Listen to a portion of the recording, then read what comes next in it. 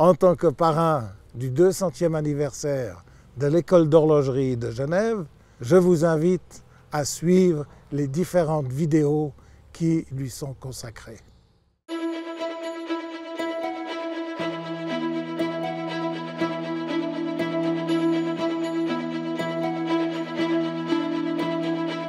Comment imaginer aujourd'hui un apprentissage sans cours théoriques?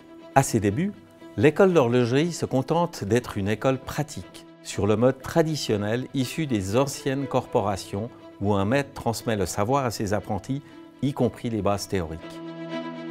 Dès 1830, la nouvelle école industrielle propose cependant des leçons théoriques, y compris aux apprentis horlogers de manière facultative.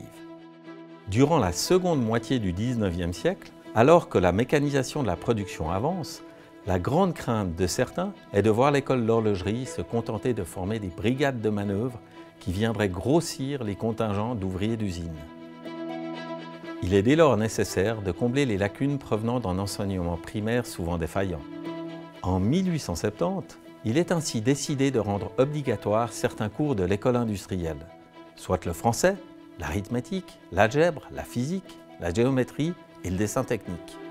En 1874, les cours théoriques sont organisés à l'interne de l'école, prévus spécifiquement pour des apprentis horlogers. Il en va ainsi, par exemple, du cours magistral de théorie d'horlogerie, dont les tentatives d'organisation du début des années 1840 n'avaient pas été concluantes. Jusqu'en 1889, Joseph Ramballe est chargé d'enseigner cette matière, publiant son cours cette année-là.